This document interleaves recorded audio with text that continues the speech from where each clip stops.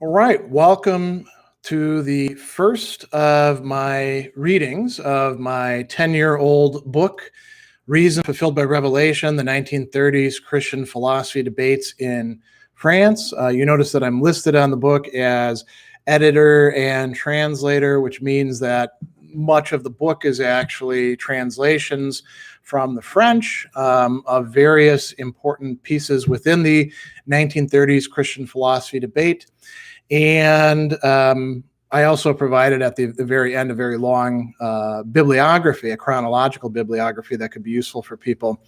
But I also wrote the introduction to it, which wound up being about 100 pages or so. And today I'm going to read the first 10 pages of the book, which comprise the very beginning of the introduction. You could call it the introduction to the introduction. And then the two sections, principles of selection of documents and debate or debates. And if this goes well, we'll continue on plowing through the book. And I don't think anything needs more to be said at this point. This is kind of an experiment on my part. I'm not quite sure how long it's going to take me to read 10 pages, but after we get that done, we can have some, Q&A and discussion before I have to get to the next key thing of the day. So with no further ado, introduction. In 1931, a set of extended and complex debates began in earnest within Francophone philosophical and theological circles. From their beginning, they embroiled numerous luminaries of the French philosophical and theological scenes, ultimately provoking production and publication of a substantial and, at moments, brilliant body of literature discussing, debating, and widening the scope of the issues in the pages of numerous Francophone journals and reviews.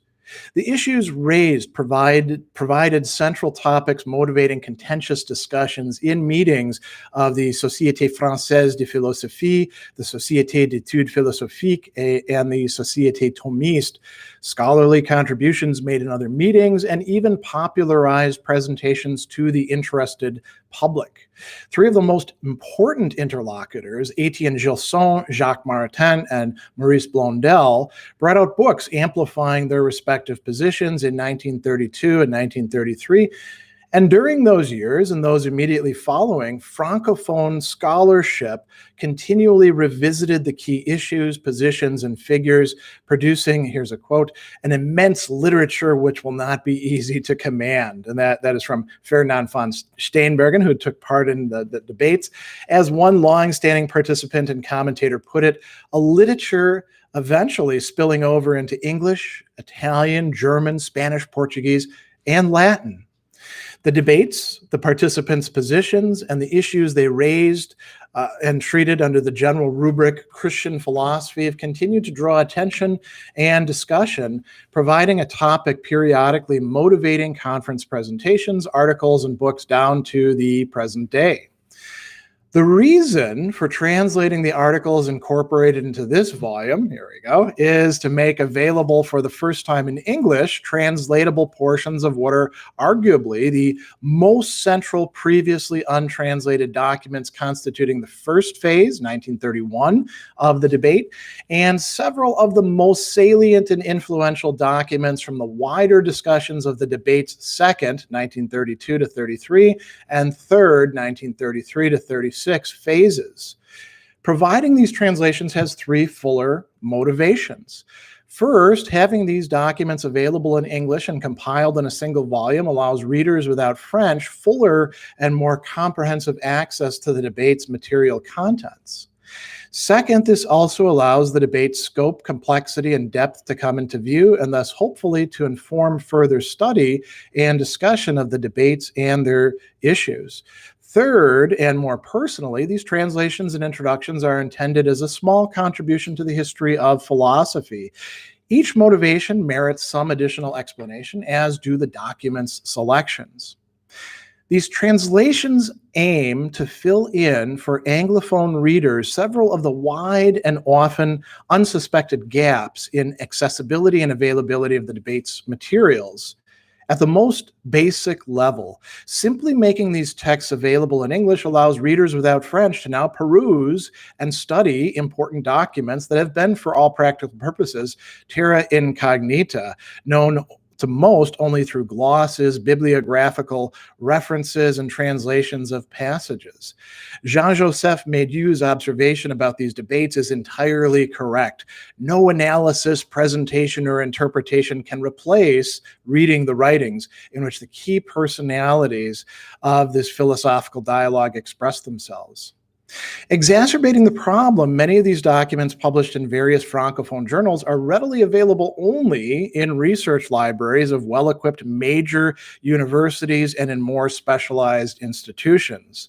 As I discovered in the course of my own researches and translations, there is also no fully comprehensive bibliography of the debates, and in intertextual references, the debates literature, assuming familiarity with a certain intellectual milieu on the part of its readership, often eschews providing references to many of the documents constituting the debate's second phase. And I've got a little footnote here that I'm going to read.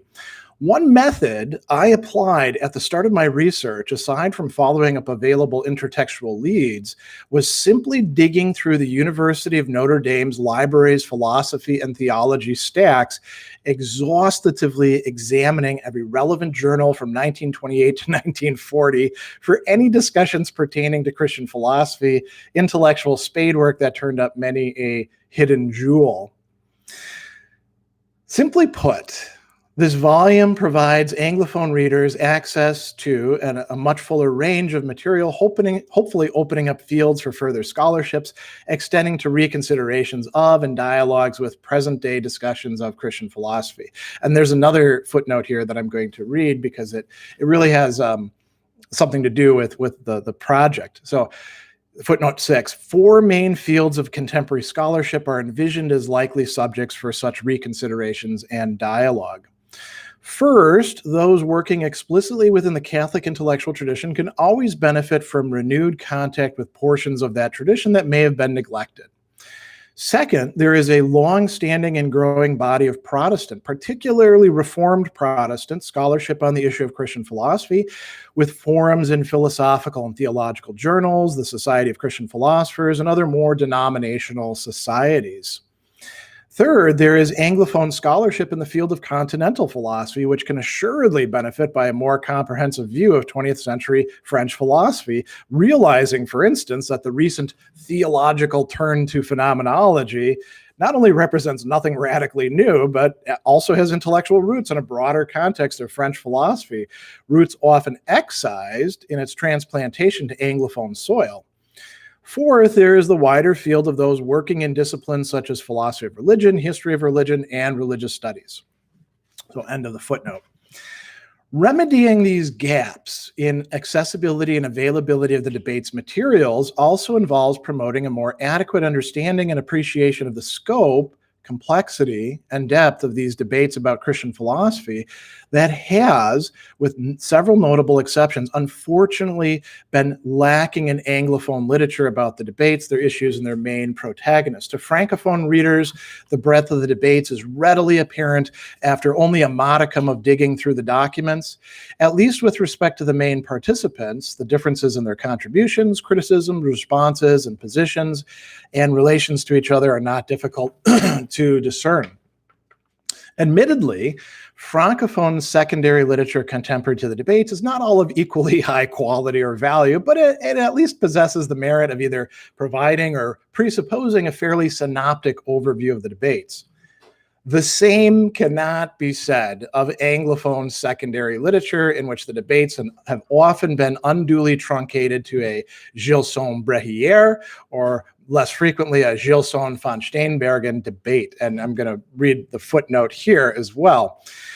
Contemporary examples of this trend are the late Joseph Owen's Towards a Christian Philosophy and Leo Sweeney's Christian Philosophy, Greek Medieval Contemporary Reflections, even Marilyn McCord Adams' Nuanced and Insightful Study, History of Philosophy as a Tutor of Christian Philosophy mentions only Gilson and von Steenbergen.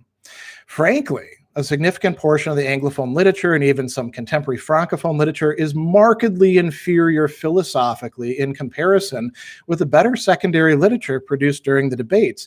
And the cause of this is often that these authors exhibit only superficial or partial knowledge of the debates. All right, back to the text. There are understandable reasons for this, the problems with Anglophone literature, stemming from contingent historical vicissitudes. Gilson and Maritain lectured and taught in the Anglo-American world, and they participated in meetings of the American Catholic Philosophical Association. Accordingly, their works bearing on the debate, for example, Gilson's The Spirit of Medieval Philosophy, Maritain's An Essay on Christian Philosophy, were long ago competently translated into English and are commonly available and well known. Also the case for Breyer's History of Philosophy.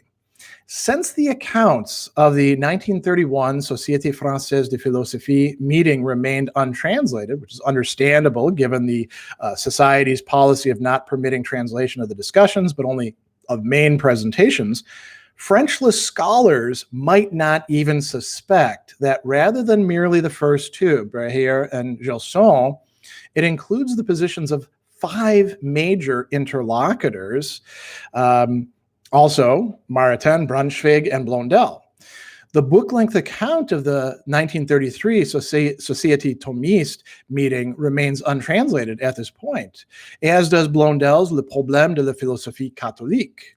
Previously untranslated and included in this volume is the 1932 Société d'études philosophiques session dedicated specifically to Blondel's book. One article published by Henri de Lubac near the end of the debates has previously been available in English translation.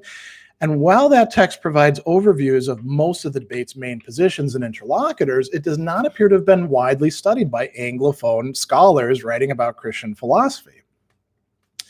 In this context, an unintended but self-perpetuating dynamic prevalent in Anglophone scholarship and translation developed.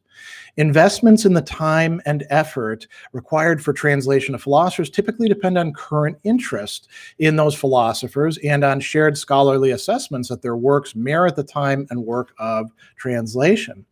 Interest in philosophers, let alone evaluation of their works, however, depends significantly on their work's availability and accessibility. This depends in turn, at least in part, either on availability of existing translations or on assessments that the work is worth the trouble of studying in the original language. It is all too easy, particularly for debates more than 7 decades past, to assume that if a text is important or valuable, by now someone else would have translated it. And it is likewise all too easy to draw the correlative inference that since some texts from the Christian philosophy debates have not been translated, they evidently contain nothing of importance not already competently summarized in the existing secondary literature. Aiding this inference is, on the one hand, the earlier noted fact that the full extent of the debate's literature is not immediately apparent, even for a French reader, let alone a French-less reader. And on the other hand, the confirmation of this inference by some of the sources available in translation. Maritain's polemic against Blondel in An Essay on Christian Philosophy continued in his Degrees of Knowledge and Science and Wisdom, Gilson's deliberate near silence about Blondel and his works after the debate, and Maurice Nadoncel's adoption of it in Is There a Christian Philosophy of Henri Dumery's highly restrictive interpretation of Blondel's position contributed just as much to obscuring as to presenting the issues and positions of the debates. Accordingly, the first goal, making previously untranslated contents of the Christian philosophy debates available, a goal only partly achieved by this volume, given the amount of yet untranslated material, inevitably leads to the second goal, bringing the debate's full scope into light. In return, as complete and as comprehensive an understanding as possible of the positions in the debates, their mutual relations, and of the documents most adequately embodying and articulating them is required in order to inform the selection of texts and the interpretive processes of translation. My hope is that availability of these documents in English translation will allow scholars to better form their own reasoned judgments on the debate's importance, structure, and complexity, and on the value of the full range of participants' contributions. On a more personal level, these translations were carried out and are intended as a contribution to the history of philosophy. Simply put, the debates represent an important period in 20th century French philosophy that, in my view, deserves to be made readily accessible to Frenchless readers interested in the history of philosophy and, more broadly, in the history of ideas. The full list of interlocutors from 1931 to 1936 constitutes a veritable pleiad of Francophone Catholic as well as a few Reformed philosophers and theologians. Christian philosophy was, for a period of several years, the issue of the day. A case could also be made for the literary and stylistic value of some, though assuredly not all, of the texts. All right. So now we go into the next section, principles of selection of the documents. The documents translated here represent only portions, not the entirety of the debates, but my hope and claim is that they adequately present some of its most essential moments and most important positions. In order to keep this volume to a manageable size, several criteria for inclusion were first applied to the wealth of documents actually comprising the debates. Only documents that represent, continue, and contribute to the discussion to the greatest extent are included, namely those that, 1, articulated positions of central importance in the debates, 2, contributed important and succinctly expressible insights, 3, provided new critique of positions in the debate, or 4, argued for compatibility between seemingly irreconcilable positions in the debate. 3 additional considerations then figured into the choice of documents. The first was the sheer length of certain texts, which precluded any hope of their inclusion here. Several very important and pertinent documents remain currently untranslated because adding them to this volume would greatly increase its size, and simply excerpting from them would not do them adequate justice. These include books, for example, Jolivet's La philosophie chrétienne et la pensée contemporaine, Blondel's aforementioned Le Problème de la philosophie catholique, conference volumes, for example, the Société Thomiste, La philosophie chrétienne, Juvisy, 11 September, including more than 150 pages of presentations, discussion, and correspondence of major importance, and longer articles, for example, Blaise Rohmeyer's Autour de le Problème de la philosophie chrétienne. The relative importance of the documents and the authors, gauged from the perspective afforded by 1930s Francophone literature on the debates, was a second consideration. The authors and documents included here are the ones most frequently discussed, not only by each other, but by the numerous authors and in the many documents that yet remain to be translated. Not being included in this volume is not an index of a lack of philosophical value, for many pieces make interesting, even vital points about Christian philosophy not made elsewhere. It is instead only a consequence of the lesser interest they drew from their contemporaries. In the case, for example, of Michel Souriau's 1932 Qu'est-ce qu'une philosophie chrétienne, the only specifically Augustinian contribution to the debate, it is highly unfortunate because his article was of significant philosophical value and extremely pertinent to the developing debates, but it seems to have been almost entirely ignored by the other interlocutors. There's a footnote here. The few exceptions are brief mentions in Foret and Mott's presentations in La philosophie chrétienne Juvisy, right? The Société Thomiste presentations. Given these exclusions, a brief apologia for my inclusion of 4 Blondel contributions is in order. First, as noted earlier, one goal in translating these documents is to provide an English language readership opportunities to study the debates in their full scope and complexity. This entails restoring as much as possible several of the many voices taking part in these ongoing dialogues. A few of these are admittedly minor, but not for that unimportant. Others are of major importance, and if Blondel seems to be given inordinate space here in comparison to Gilson, Maritain, and Marcel, it is precisely because his voice, unanimously acknowledged as central to the debates by their French participants and commentators, as well as contemporary foreign observers, fell mute in the Anglophone world by comparison to these other major interlocutors whose other works pertaining to Christian philosophy have long ago been translated into English. Second, As with Gilson and Maritain, who similarly refine their positions, study of Blondel's text provided here will reveal continual re-examination and progressively fuller articulation of his position. For adequate understanding of that position, each of the translated documents is needed. Third, glancing over the bibliography provided here will indicate that still more Blondelian works could have, but have not been included in these translations. The third consideration has to do with determining the starting point of the debates. Again, consulting the bibliography reveals that works pertaining specifically to the topic of Christian philosophy antedate the 1931 Société Française de Philosophie session and publication of Brehier's article. As discussed in the historical introduction, the original debate was long brewing. Why not then include Aimé Forret's 1928 Autour de la notion de la philosophie chrétienne or Antonin Sertillange's 1930 Sur quelques caractères de la philosophie chrétienne? The answer seems somewhat arbitrary, but the best and only one I can produce is that, like a war whose reconnaissance, posturing, and sallies begin before any official declaration of hostilities, the Christian philosophy debates should be held to begin officially with the very first Société Française de Philosophie debate in 1931. This supplies a convenient historical boundary mark, nothing more, but nothing more is needed in this case since there is near unanimous agreement in the extant literature that the session marks the debate's commencement. All right, so now we have the next section, which will be the last portion that I'm going to read, and then we'll do a little bit of discussion. Debate or debates. The oft-used term Christian philosophy debate, singular, is somewhat misleading because it easily lends the impression there was only a single debate, one issue or topic being debated by two opposed sides.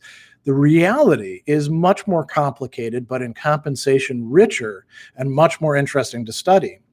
In the first phase of the debates alone, three main explicitly developed positions can be broadly delineated on the two interrelated topics of the possibility of Christian philosophy and the nature of Christian philosophy. Position number one, a rationalist position represented by Brehier and Braunschweig, arguing that a philosophy cannot be Christian without thereby ceasing to be philosophy. Position number two, a position developed historically by Gilson and doctrinally by Maritain, maintaining there were genuine Christian philosophies, particularly in the Middle Ages, with the implication that faithful reappropriation of medieval thought would be contemporary Christian philosophy. Position three, a position articulated by Blondel, arguing that a Christian philosophy must be a contemporary philosophy of insufficiency, open to but careful not to denature and naturalize the supernatural.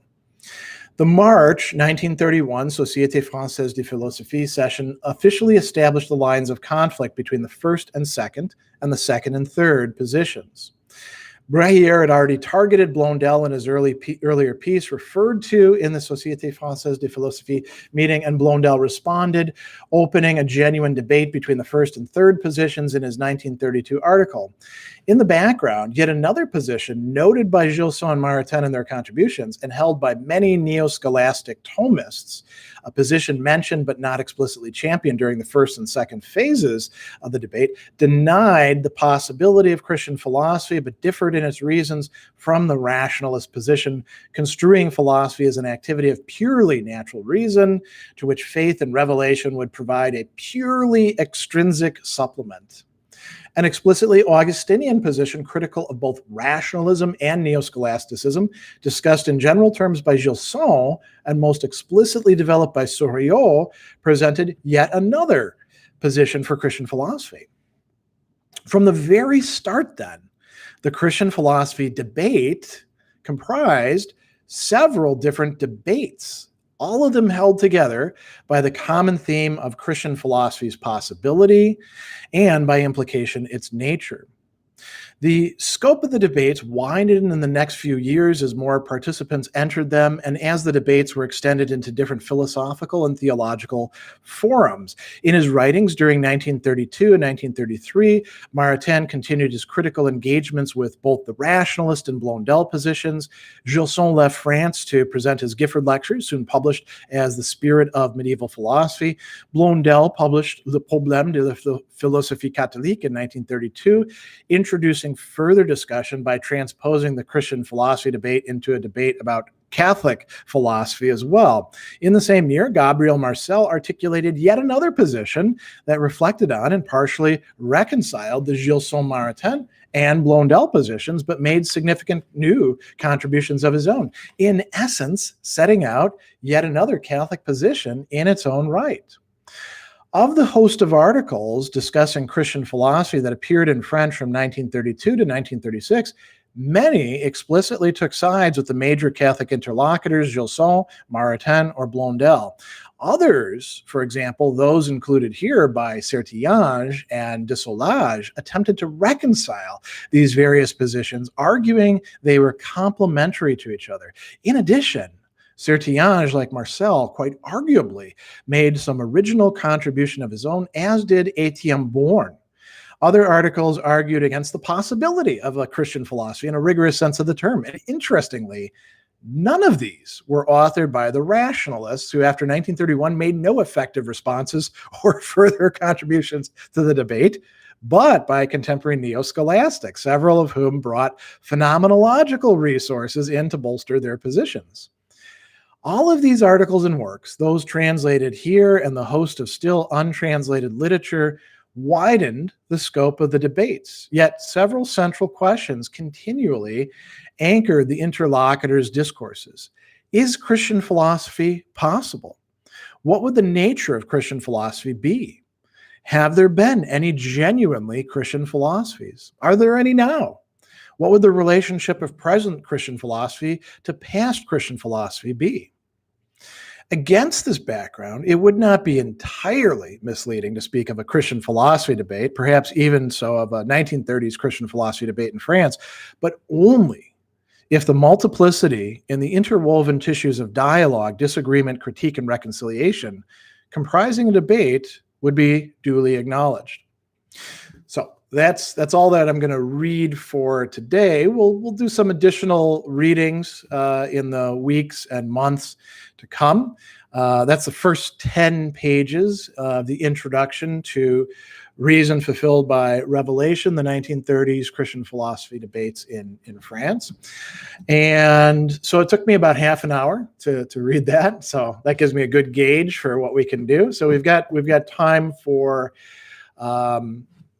questions, comments, some interaction. Everybody's saying hello, so I'll say hello to everybody. Dammit Albert says, as someone that is now learning German because temporal studies are based on or many untranslated German works, I appreciate this initiative. Yeah, there's a host of literature that's out there. I mentioned this vicious circle that takes place, right? So if something doesn't get translated, it's way too easy for people who don't read the original language to assume, oh, well, it's not very important if it hasn't been translated, so I'm not going to bother reading it or asking for translations. And it just goes into kind of a historical vacuum. And that's what happened with the Christian philosophy debates. People in the English-speaking sphere had Gilson and Maritain's books. They knew vaguely, for example, Joseph Owens mentions Blondel's Le Problème de la Philosophie Catholique and then totally mangles the little bit that he mentions because he already knows that Gilson and Maritain are the right position and didn't bother to do any further reading. And this is a big problem. Henri de Lubec's overview, I think, got overlooked by quite a few people because Henri de Lubac is, very influenced by Blondel and was considered part of the Nouvelle Théologie that conservative Catholics don't like and typically misrepresent. So there's a lot of people who with this debate, don't know the scope of the debates. And this also extends to all sorts of other things. This is a dynamic, that is quite universal. I was just talking with a friend of mine a couple weeks ago about Chinese Pure Land Buddhist texts and how few of them are actually translated into English. And there's not as much interest because, if you're really into it, you learn the Chinese and then you can read them. Japanese too. Pure Land Buddhism is important there. And the ordinary Joe on the street, going to services and chanting is probably not going to engage in that translation work either. So, a very important school of Buddhism effectively gets misrepresented or left out. And this is very common in, the Anglophone, the English speaker scholarly world, this dynamic of not seeing things translated, and so assuming that they're not important and then not translating them. So, all right. Damon says, have not read, but thinking about Camus' address to the monks, Dominican. I don't know that has any relevance here.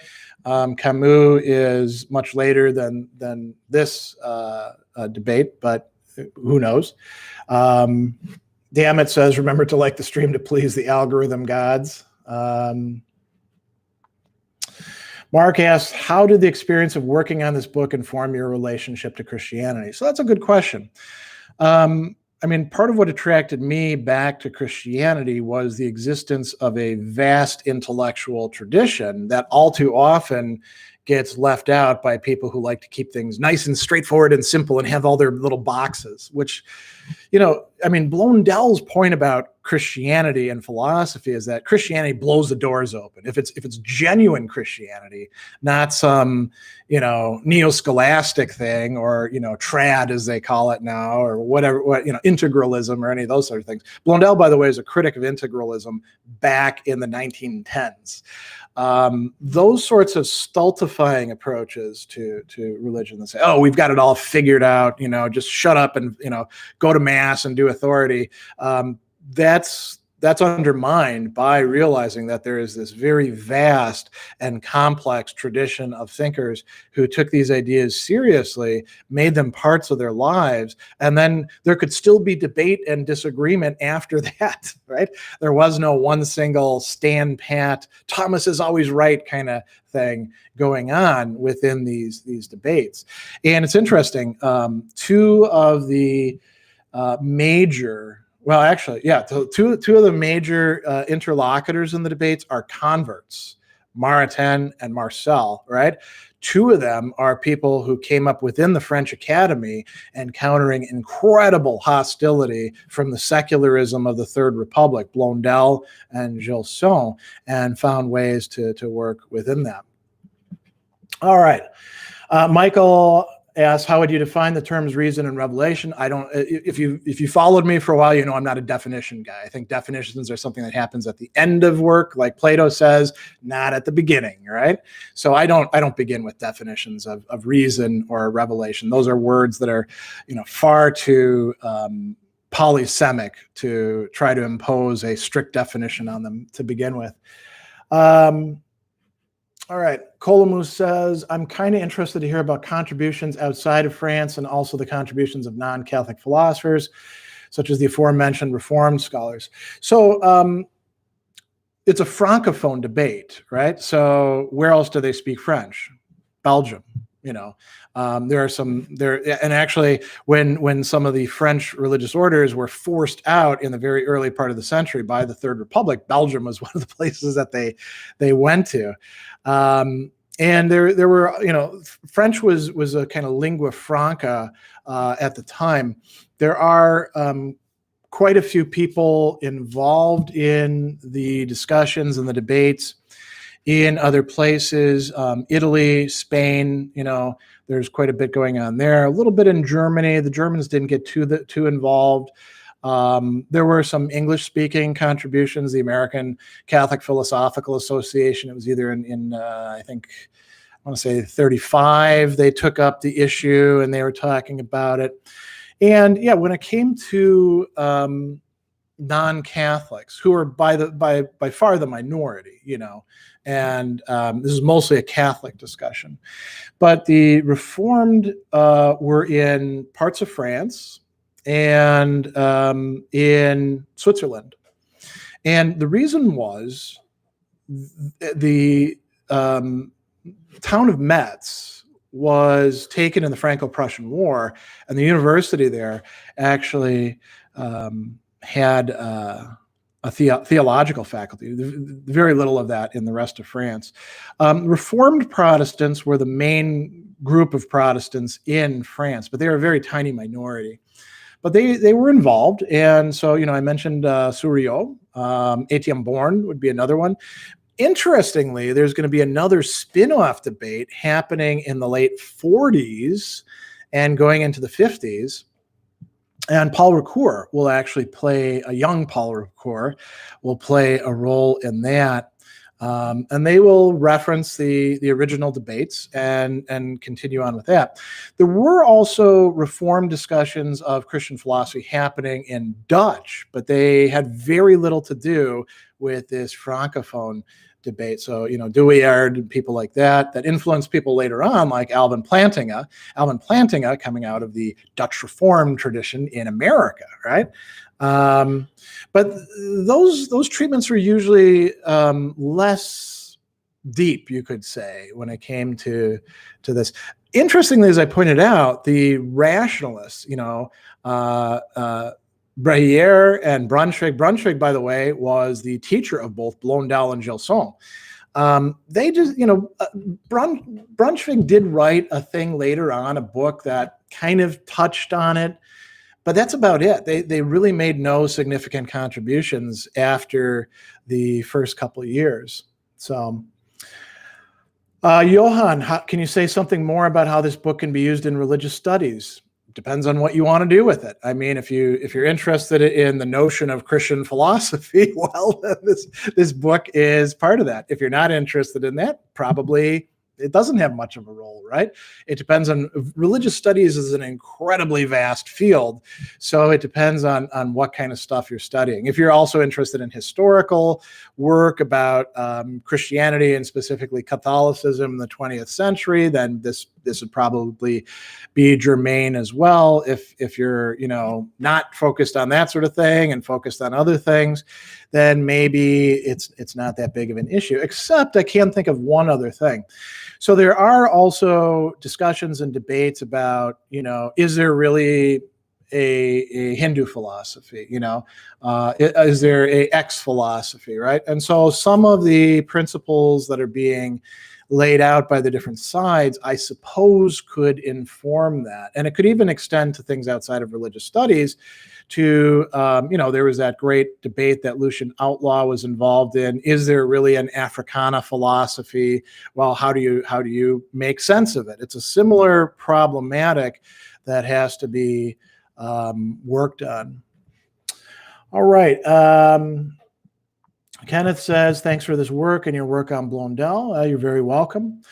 Colomuso, the rationalists just kind of helped get the ball rolling and then walked away. It's better to say that the rationalists were just swamped by, they helped to get the ball rolling, and then they didn't have that much to contribute. They sort of, shot their blanks early on in the debate, and then when it was time for them to reload, they were just being lapped constantly. I'm mixing some metaphors there, but they just didn't have much to go on. I mean, Brunswick, I think, has more interesting stuff to say than Brehier does, but I couldn't translate the Brunswick contribution to, well, I did translate it. I couldn't put it into the book because the Société Française de Philosophie would not give me permission to publish that part of the translation. So Mark says, can you give us an appetizer of what more is to come? Tease the contents page. Yeah, that was a perfectly reasonable idea. So there's a couple contents pages. But this is the introduction part, right? There we go. Hopefully it's focusing well enough. It's weird to see it backwards. Hopefully it's not backwards in what you're seeing.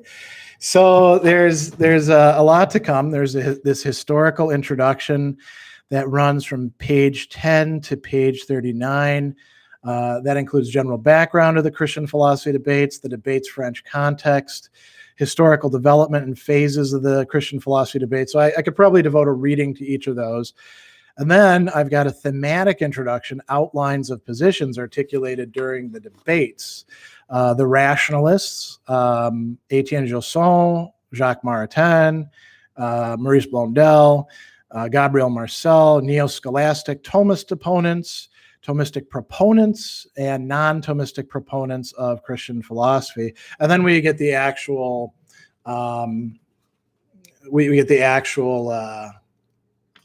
translation. So, part one, the debates begin. We've got Émile Breyer, Is There a Christian Philosophy?, which was from the Revue de Métaphysique et de Morale.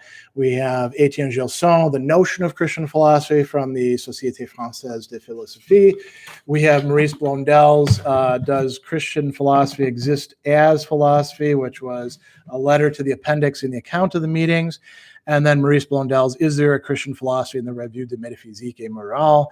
Part two, the debates expand, 1932 to 33. We have Gabriel Marcel's Regarding the Spirit of Medieval Philosophy in the Nouvelle Revue de Jeune. We have Etienne Born's On a Christian Philosophy That Would Be Philosophical, found in Esprit, a really great journal of the time. And then we have Blondel's The Problem of Catholic Philosophy in Études Philosophiques, which includes comments by Enrico Castelli, Jean Delvolvé, Henri Gouillet, Joseph Maréchal, and then some discussion between Blondel, Jacques Palliard, and Gaston Berger. The third part includes 5 more translations. Antonin Sertillanges on Christian Philosophy from La Vie Intellectuelle. Bruno de Solages, The Problem of Christian Philosophy, also from that same journal, La Vie Intellectuelle. Fernand van Steenbergen, The Société Thomiste, Second Day of Studies, and the Notion of Christian Philosophy, of course, in the Revue Néo-Scholastique de Philosophie. Blondel's For an Integral Philosophy, also in the Revue Néo-Scholastique de Philosophie. And finally, Léon Noël's The Notion of Christian Philosophy, also in that same journal from a phenomenological point of view. And then I provide a chronological bibliography up to the 2011 when this was published. And then there's an index. And so the whole thing is, wow, man, this is a long book, actually. 317 pages. So yeah, there we go. Let me see what else we've got. Judah says, just placed my order for the book. Can't wait. That's great. Jordan Tahimi says, oh man, release an audiobook. So I can't release an audiobook because this is from an academic press. This is a Catholic University of America press. So they have the copyright, right? And when you sign over copyright as an academic publisher, you're giving them permissions to do what they are going to do with it. So, by the way, people who want to see like an audiobook or a Kindle, don't write to me, write to Catholic University of America Press. And when I say write to them, I mean write to them. Send them an email, send them a letter, and say, I want to see this book in these formats, because they don't care what us authors think or want. They barely pay us as it is. I actually got a letter from them recently that unless you earn more than $100 in a year, they're just going to put it into a bank and pay you out when they do. A lot of people very confused about how things work with academic publishing. Authors, very little power. The press is all the power. So if you want to see this in different formats, write to them, and, be pushy, because that's the only way things actually get done. All right, Mark says, I really want to read this. I'm going to go try soap the university library to order a copy. Yeah, unfortunately, Catholic University of America Press priced this thing at around $75. And that's one reason it didn't sell an awful lot of copies except to libraries, because if something costs more than $50, most people won't order it. And that's just the way it goes, and there's, nothing to do about that. But yeah, you can ask your library to order it. You can do that too if you belong to a local library. Like, I should actually ask the local Milwaukee library to order it. That would be another copy sold. All right. Byringen, is Father Garrigou Lagrange not featured, or did I miss his name? He is not featured because he was an ignoramus when it came to this whole issue. He did contribute one piece, but remember those criteria, like making a significant contribution, getting other people's positions right. Garrigou Lagrange was somebody who condemned Blondel and admitted that he had not read and not understood when he had read Blondel's stuff.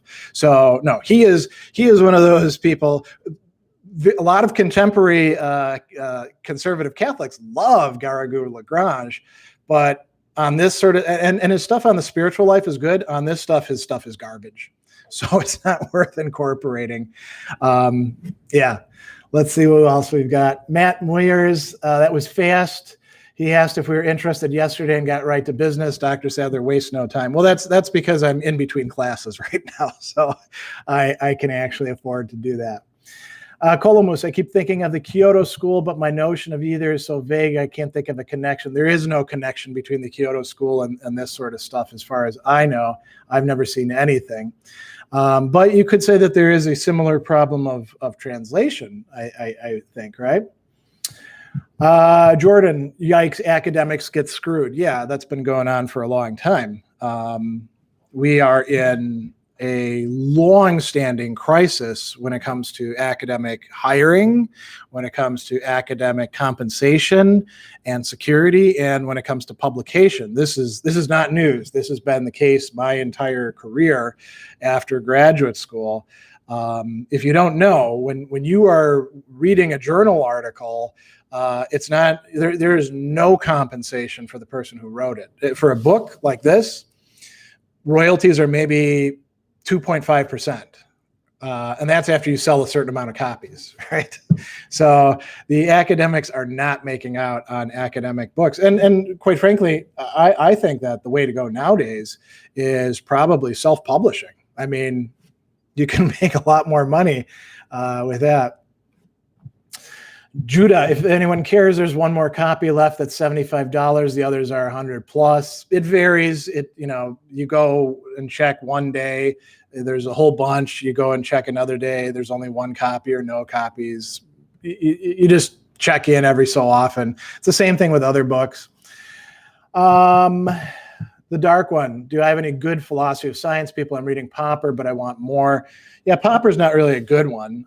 Popper's a okay one. I don't do philosophy of science. I had to study a good bit of it back when I was taking my preliminary examinations, but it's not an area that I specialize in. So, not really. Matt Moyers. Thoughts on Norris Clark? I know he's deeply interested in Blondel and may have some significance in the debates. Zero significance in the debates. He was a young guy at the time. But Norris Clark is a very interesting Thomist interpreter. He is the guy who really brought out the Neoplatonic side that's there in Thomas. Very often we get this sort of stupid history of philosophy stuff that, there was Plato and Aristotle, and we had Augustine and he was a Platonist, and then they were all Platonists up until they rediscovered Aristotle. Then Thomas was Aristotle in Christianity, and that's total bullshit. They had plenty of Aristotle available to them through Seneca, through Boethius, through Cicero, who the monks were recopying and stuff like that. And then when they got their hands on Aristotelian texts, it was not, we're all jumping on Aristotle. Thomas is a great synthesizer. Who does he mention? You could say second to Aristotle. Well, of course, Augustine, right? He also mentions Anselm. He also mentions, about a couple hundred other authors as well, including Cicero and Seneca, who he's reading. And Clark, was going against. So how that ties in with this, the sort of doctrinaire interpreters of Thomas, who we nowadays call neo-scholastics, who, by the way, would include Garrigou Lagrange. They had taken Thomas and they were like looking at it through these narrow, blinders. Clark helped to blow that all open. He wrote some really cool articles. How influenced by Blondel? He's not that influenced by Blondel. He's influenced by Blondel and by process philosophy and by, actually reading the texts and, a whole bunch of other people. But I'm a fan of Clark. I think he's pretty cool. Mr. Noodle, would you recommend that people interested in philosophy get their PhD or just get a bachelor's and move on? There is no recommendation about that. You got to look at the individual case, right?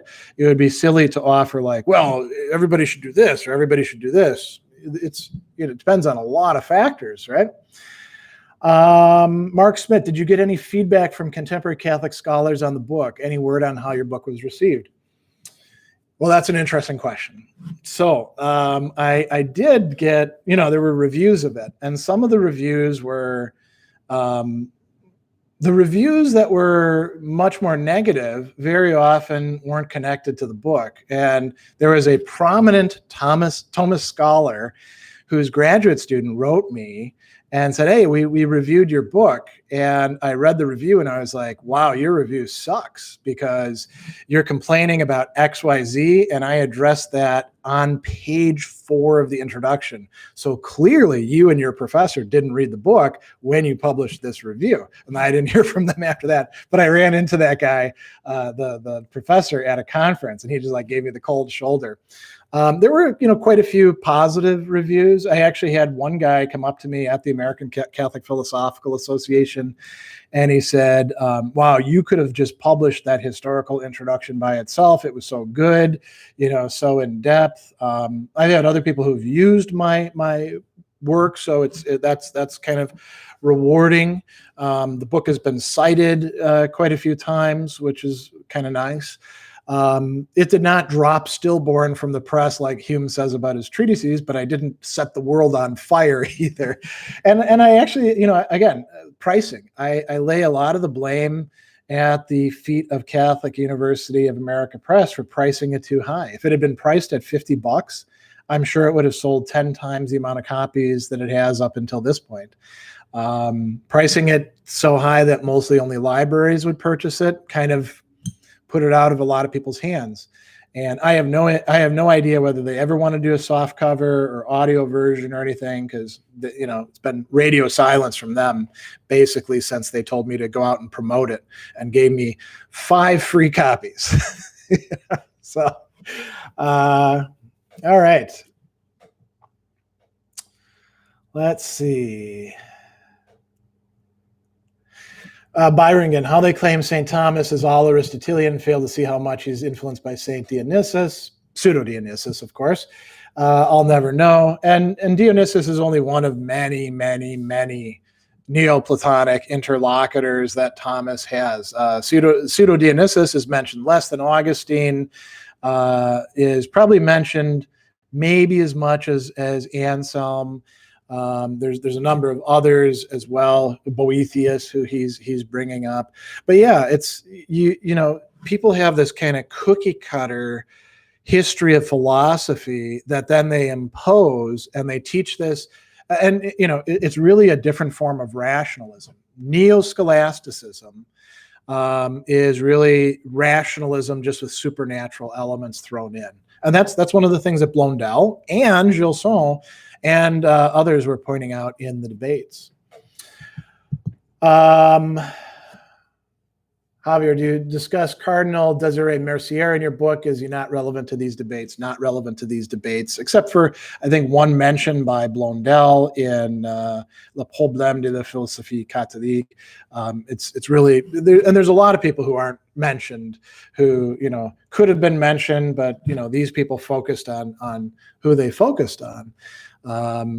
Interestingly enough, a lot of the German stuff that's happening, because there are some discussions about these topics happening in German philosophy and theology. Those are not trickling into the French debates. The French are kind of concerned with their own stuff. You could say there was probably more interaction with some of the other countries, right? All right. Oh, Kolomus says they might have done the thing where they skip the introduction. I have a bad habit of skipping translators' introductions because I want to read the content. It would be kind of weird for them to do that, given that the introduction is over 100 pages long and they were writing a review of the book. And, they would have to have jumped right into the translations. I don't know why they would do it. And I know that this guy is kind of a sloppy scholar anyway. I've read his other stuff. So,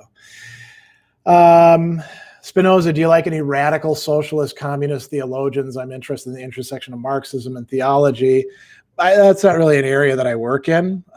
There was a lot of like Catholic Marxist or Christian Marxist discussions and debate going on really from the 40s into the 70s. So you can just Google that and you'll find all sorts of people. Interestingly, one person who participated in that, Alistair McIntyre, because he was a Marxist back then.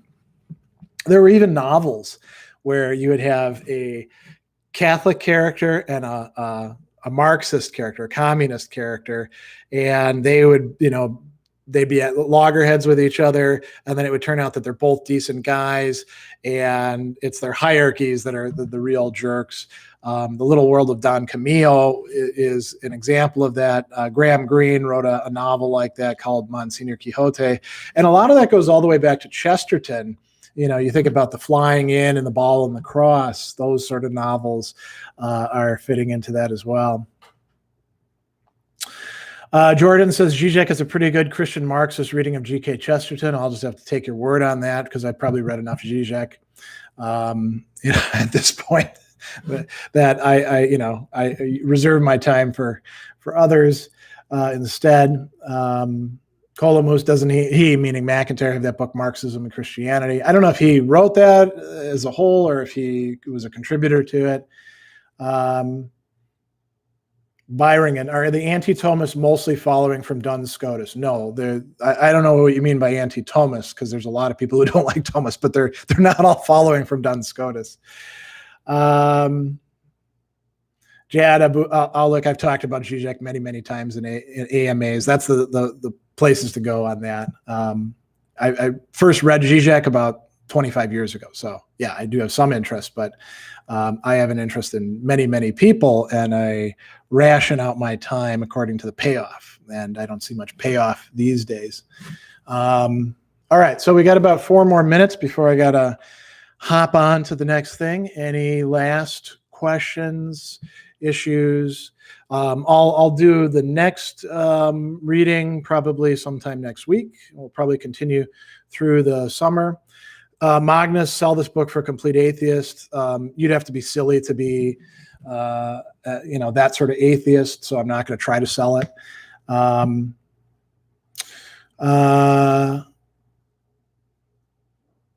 Mark says, really looking forward to hearing more. Yeah, this was kind of fun. And it's good to come back to this. The book is 10 years old, so it's probably about time for me to start doing. I've done some more work on these topics after that, but I should probably return to it, and I probably do some videos about it. So it's time to get back to it. Oftentimes when you finish a big project, you don't really want to work with that stuff if you're kind of a person like me who has a lot of different interests. Byron and Franciscans versus Dominicans, who have the better theologians. They're both eclipsed by the Benedictines. What are you talking about? CMG, thoughts on the Gospel of Judas? It's just silliness. And that was actually the thing that made me see that Bart Ehrman had sort of like lost it as a scholar, and I lost any real respect for him. Colomus, how much do you think these debates affected latter French philosophy? It depends on which latter French philosophy you're talking about. In some cases, considerably. French philosophy is much wider than the narrow little bit that we get that we call continental philosophy over here. That's only sort of a little selection of it. People like Jean-Luc Marion know about it because he actually wrote about the topic.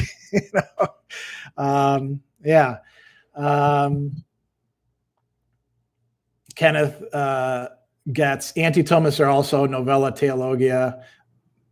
That's bullshit. A lot of the Nouvelle Theologia people are actually Thomists. Henri de Lubac, for example. So whoever sold you that line sold you a line of bullshit that you probably should throw away. Again, narrow blinders, right? Cookie cutter history of philosophy. All right, so 2 minutes left. Any other last thoughts that you want me to engage with?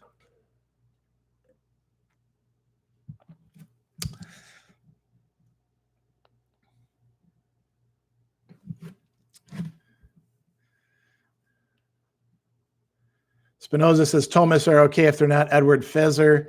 There's a lot of jerky Thomists out there. There's a lot of good Thomists out there. The good thing about Thomas is, actually here's the hallmark. If somebody claims to be a Thomist, see where they actually are going back to Thomas Aquinas. Because if they're not going back to Thomas Aquinas and they're citing Garrigou-Lagrange or Edward Feser or somebody like that, they're not really a Thomist. They're a Feserian or Garrigou-Lagrangian or a Mauritanian, right? You always got to go back to the original text, right?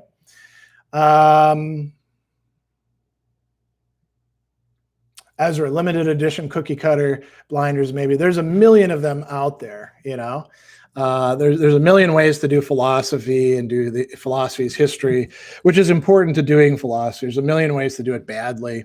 And you've always got to go back to the original thinkers in the text. That, by the way, was what the Nouvelle Theologie was doing. It's also called ressourcement, a return to the sources. And Thomas is one of many sources. But there were many Christian thinkers before Thomas, and they're all worth checking out. So the issue of Christian philosophy is going to be understood in part by going back to those thinkers. And even Gilles Sonne does that in the spirit of medieval philosophy, right? Zachary, okay, this is a good one to end on. Do you think the Cobblestone set is still worth getting, or is there a better overview? I haven't seen a better overview. I mean, Cobblestone is not, the absolute authority on things, but he's at least reliable. Grayling has brought out a history of philosophy recently that I looked at, and it's decent, I think, you should always be focusing on the primary texts, right? So, all right. Well, I'm going to sign off, and we will take this up again with the next section, which is, it's been so long since I've looked at this. We'll go to the historical introduction and do the general background to the Christian philosophy debates that may answer some questions that people are raising here. And this will be, let me answer one other question. Jordan Tahimi, did you read these thinkers in the original French? How the hell would I do the translations if I hadn't read them in the original French? All right, I'm going to sign off on that. I'll see all of you later.